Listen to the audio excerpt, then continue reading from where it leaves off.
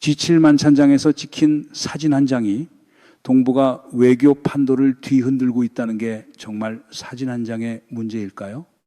프랑스 칸에서 열린 G7 정상회의, 각국 지도자들이 모인 만찬 자리에서 예상치 못한 장면 하나가 포착됐어요.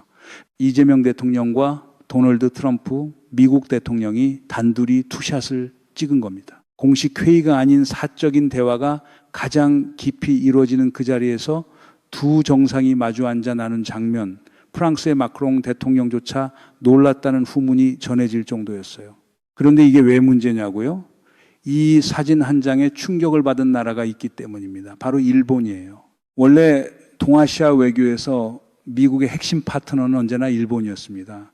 오바마 8년, 아베 10년을 거치면서 일본은 동북아 외교의 중심 허브로 자리를 잡았어요. 일본 총리가 가장 먼저 미 대통령을 만나고 일본 외교가 동아시아 현안의 기준점이 됐습니다. 트럼프 대통령 자신도 아베 전 총리와 둘도 없는 친구라고 했고 다카이시 총리에게도 일본은 최고의 동맹이라고 치켜 세웠어요. 말로는 그랬습니다. 그런데 G7 만찬 사진 한 장이 그 구조에 금을 냈다는 겁니다. 일본 자민당 고위 인사들은 공개적으로 미국과의 밀월이 깨졌다고 평가했고 다카이시 총리가 외교 무대에서 뒤로 밀려나고 있다는 우려가 나오고 있어요. 마치 자기 집 안방이라 생각했던 곳에서 어느 날 낯선 손님이 주인 자리에 앉아 있는 걸 발견한 셈이죠.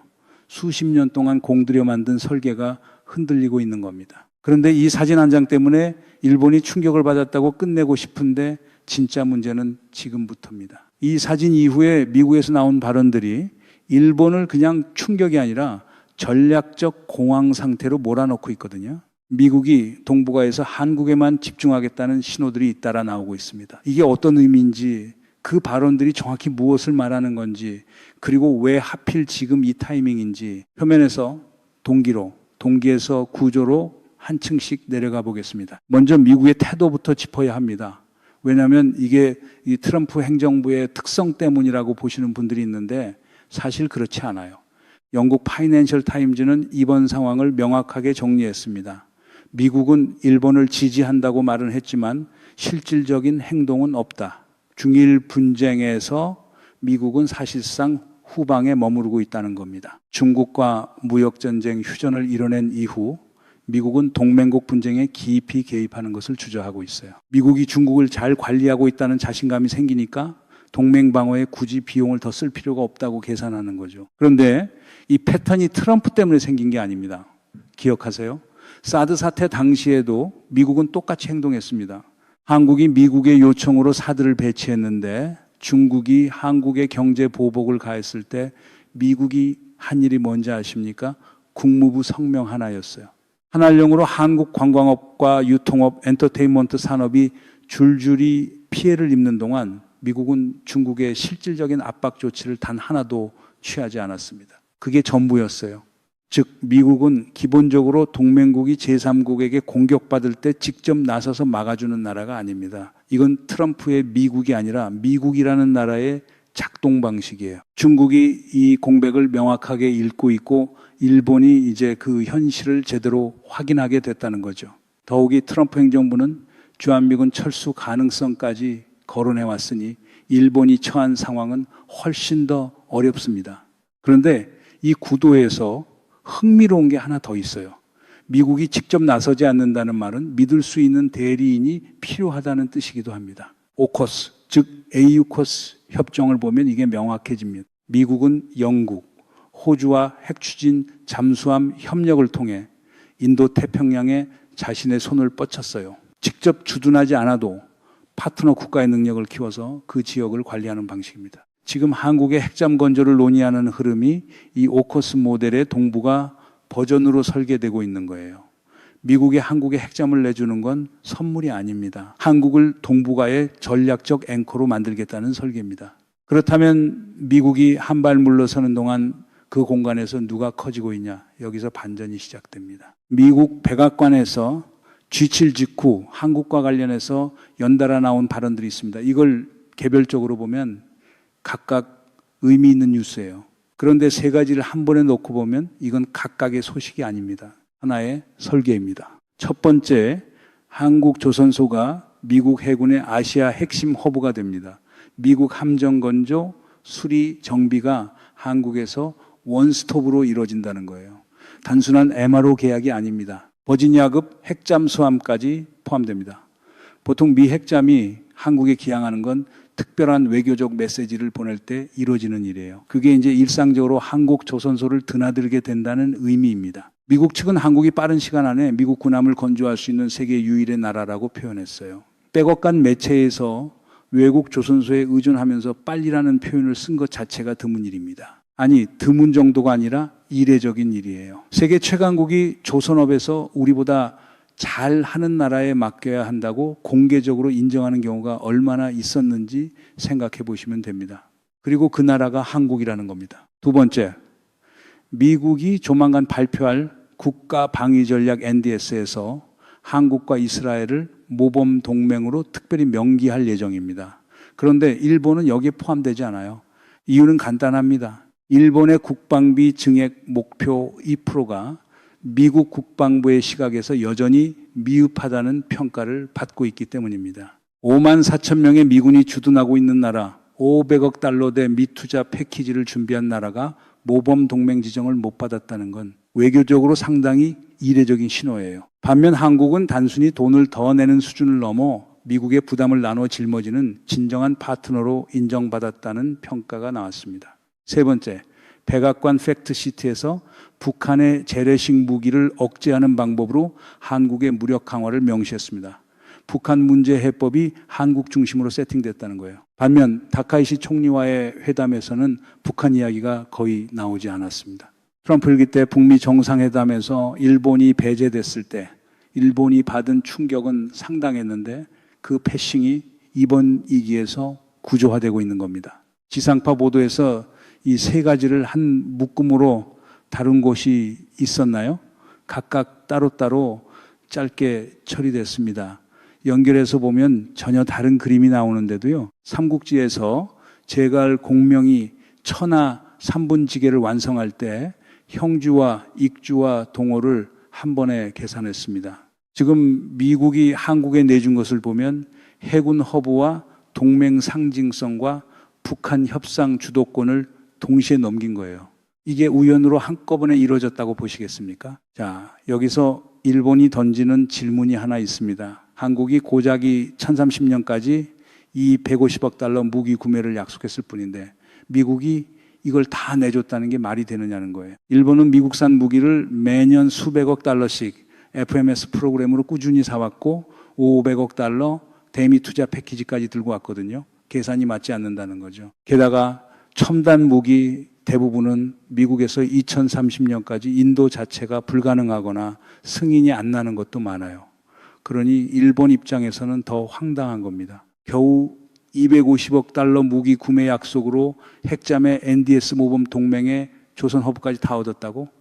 이건 말이 안 된다는 거죠. 맞습니다. 계산이 맞지 않아요. 왜냐하면 250억 달러가 진짜 이유가 아니기 때문입니다. 미국이 한국에 이 모든 것을 내주는 진짜 이유는 따로 있습니다. 그리고 그 이유는 사실 한국을 위한 것도 아니에요. 오늘 헤그세스 미 국방장관은 한국의 핵 추진 잠수함 건조를 미국이 적극 지원하겠다고 밝혔습니다. 한국 내에서 건조될 가능성을 묻는 질문에도 양국이 확대 회담을 진행 중이고 트럼프 대통령이 오픈 마인드로 승인한 사안이기 때문에 디테일한 협상이 충분히 가능하다고 답했어요. 얼마 전 한국 국내에서 미필리 조선소에서 핵잠 건조가 불가능하다는 주장이 나왔습니다. 한국이 핵 추진 잠수함을 갖는 건 현실적으로 어렵다는 분석도 있었죠. 그런데 미 국방부가 직접 이 질문에 답을 줬습니다. 한국은 조선업의 세계 최고 전문가라고요. 이 발언이 뒤집은 건 기술 논쟁이 아닙니다. 바이든 정권이 유지해온 한반도 비핵화 노선을 트럼프 행정부가 공식적으로 폐기했다는 신호입니다. 홀비 국방정책 차관보는 명확하게 말했습니다. 한국의 핵 보유는 북한의 핵 억지력을 의미한다고. 미국 우선주의 정책연구소 프라이스 부소장도 한국의 핵무기 보유는 도약이라고 표현했어요. 단순히 무기 하나의 문제가 아닙니다. 전략적 자율성을 한국에 공식 인정하는 움직임이에요. 더불어 트럼프 대통령 자신이 미국의 핵실험 재개를 국방부에 지시했다는 소식이 나오는 가운데 이 발언들이 나왔다는 점도 주목해야 합니다.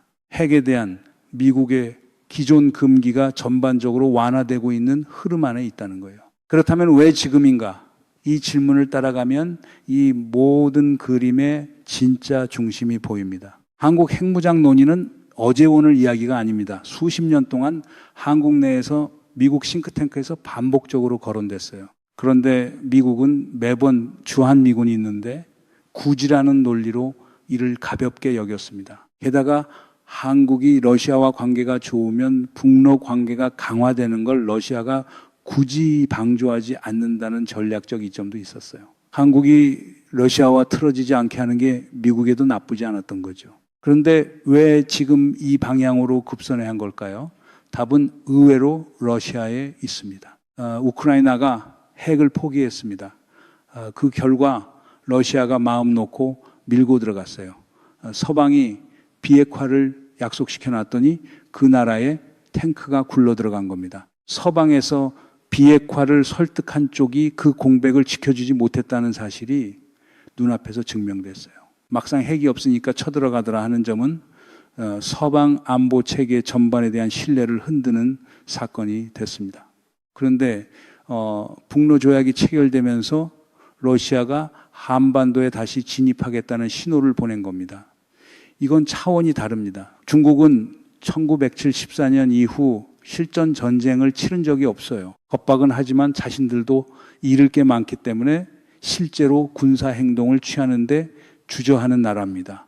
간 보면서 위협하는 구조예요. 그런데 러시아는 다릅니다. 푸틴 체제에서 독단적 의사결정이 내려지고 지금 이 순간에도 실전을 치르고 있는 나라입니다. 과거 냉전을 미국과 직접 맞대고 싸운 나라이기도 해요. 미국인들이 러시아에 대해 가진 경계심의 깊이는 중국과는 다른 차원입니다. 러시아와 북한이 함께 움직이면 그때는 한국이 재래식 군사력만으로 억제가 가능한 상황이 아니게 됩니다. 경제가 제재로 박살난 러시아, 달러 수입이 막힌 북한, 이 두 나라가 절박해지면 극단적인 수가 나올 수 있다는 우려가 현실화됐어요. 러시아는 현재 서방 제재로 경제가 심각하게 타격을 받고 있고 어떻게든 회복의 실마리를 찾으려는 상태입니다. 북한은 그보다 훨씬 먼저 벼랑 끝에 몰려 있어요. 달러 수입과 해외 송금 루트가 막힌 상황에서 이 두 나라가 찾은 출구가 서로를 향한 군사협력입니다. 절박해지면 예측 불가능해지는 거죠. 전 세계 5위권 군사력을 가진 한국이 핵이 없으면 이들은 계속 한국의 심기를 건드릴 겁니다. 그래도 미국이 들어올 가능성이 낮다는 걸 이제 둘 다 계산하고 있으니까요. 미국 입장에서 이건 단순히 한반도 문제가 아닙니다. 북한의 ICBM이 미국 본토를 겨냥하고 있는 상황에서 미국이 한국 방어를 위해 핵전쟁 위험을 직접 감수해야 하는 구조는 미국에게도 지속 가능하지 않아요. 후커 전 백악관 안보보좌관이 명확하게 말했습니다. 북러 군사 동맹으로 인해 한국의 자체 핵무장은 어쩔 수 없는 착오로 받아들여야 한다고요. 왜냐하면 한국이 스스로 억제력을 가지면 미국이 직접 개입할 필요 자체가 줄어드니까요. 한국의 핵무장이 한국을 보호하는 것이 아니라 미국을 보호하는 구조입니다. 처음에 G7 만찬 사진 한 장을 놓고 시작했습니다. 그런데 지금 이 지점에서 그 사진을 다시 보면 그게 단순한 외교적 친밀함이 아니었다는 게 보이시지 않습니까? 그 사진이 찍히기 전에 이미 미국과 한국 사이에서 구조적인 설계가 진행되고 있었던 겁니다. 만찬 투샷은 결과였지 원인이 아니었어요. 여기서 가장 중요한 문장이 하나 나옵니다. 미국이 한국을 선택한 게 아닙니다. 한국이 준비되어 있었기 때문에 미국이 움직인 겁니다. 잠깐 이 문장을 놓고 생각해 보세요. 지금까지 우리가 동맹을 이야기할 때 항상 미국이 주도하고 한국이 따라가는 구도로 이해해 왔죠. 그런데 이번에는 순서가 달랐습니다. 미국이 핵잠 건조를 논의하기 위해 한국을 찾은 건 한국 조선업이 세계 어디서도 대체 불가능한 수준에 올랐기 때문이에요. 동맹의 무게추가 달라지고 있다는 겁니다. 완전히 뒤집어졌다는 뜻이 아닙니다. 다만 한국이 이전과는 다른 방식으로 협상 테이블에 앉게 됐다는 거죠. 지금 지구상에서 미국 군함을 빠르게 건조하고 수리할 수 있는 나라가 한국 말고 어디 있습니까?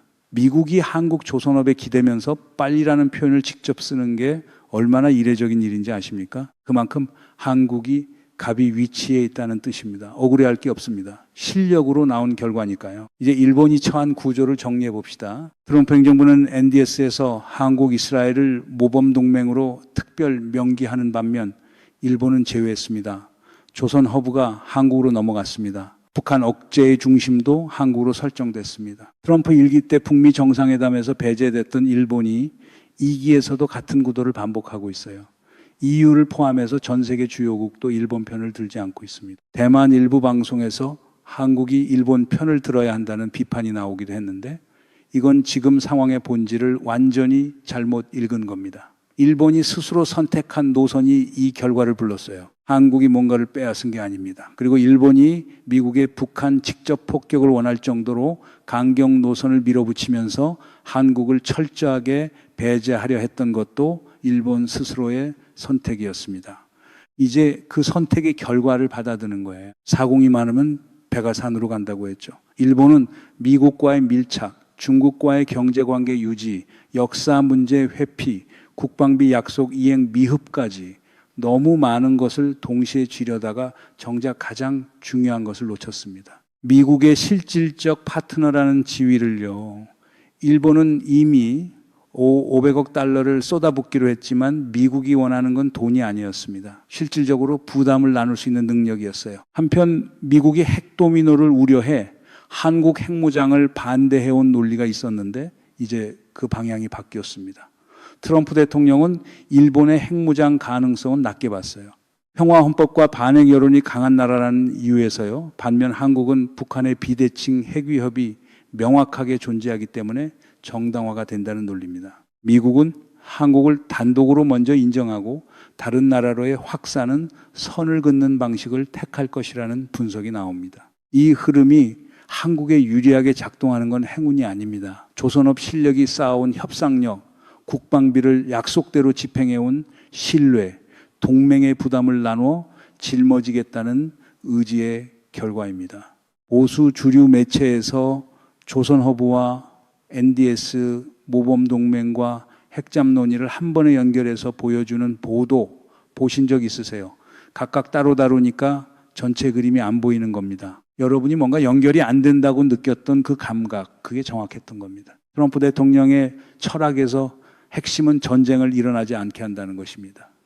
김정은과의 정상회담에서도 그는 계속해서 자신 때문에 전쟁이 일어나지 않았다고 강조했어요. 오바마 때 하마터면 한국 전쟁이 날 뻔했는데 자신이 막았다는 거죠. 그래서 이 연장선에서 한국이 자체 억제력을 가지면 전쟁 가능성이 낮아진다는 계산이 나옵니다. 실제 미국 군사계 전문가들 사이에서는 이미 오랫동안 그렇게 봐온 사람들이 있었어요. 다만 미국 방위산업의 이익, 즉 한국의 무기를 팔아서 나오는 수익이 줄어든다는 우려 때문에 눌려 있었던 거예요. 그런데 러시아라는 변수가 그 계산을 뒤집어 버린 겁니다. 물론 과제도 있습니다. 250억 달러 무기 구매 약속은 어차피 필요한 무기지만 트럼프 행정부가 이를 협상 명분으로 활용하는 구조는 예의주시해야 해요. 핵잠 협상도 아직 확대 회담 진행 중 수준이지 구체적인 기한이 나온 게 아닙니다. 핵추진 잠수함 건조까지는 기술 협상, 해결료 공급 구조, NPT 체제와의 관계 정리 등 넘어야 할 산이 많아요. 그리고 한국 핵무장을 인정하는 순간 폴란드, 우크라이나 등 다른 나라들의 압박이 거세지는 복잡성도 이재명 정부가 헤쳐나가야 할 협상 지형이에요. 이 구조 안에서 한국이 어떻게 자율성을 확보하면서 동시에 동맹 안정을 유지하느냐, 그게 앞으로의 핵심 과제입니다. 기회가 온 건 맞지만 기회를 잘 잡는 것과 기회에 휩쓸리는 것은 다른 이야기니까요. 득시자창 실시자망이라는 말이 있습니다. 때를 얻은 자는 번성하고 때를 잃은 자는 멸한다. 한국과 일본이 지금 이 말을 각자 다른 방향에서 경험하고 있어요. G7 만찬장에서 찍힌 사진 한 장, 거기서 시작된 이야기가 조선소와 핵잠과 NDS 모범동맹과 북한 억제 전략까지 하나의 흐름으로 연결되어 있습니다. 이 모든 게 각각의 사건이 아니라 하나의 구조 안에 있다는 걸 이제 보셨을 겁니다. 이제 동북아의 군사 중심이 한국으로 이동하고 있다면 다음 질문은 이겁니다.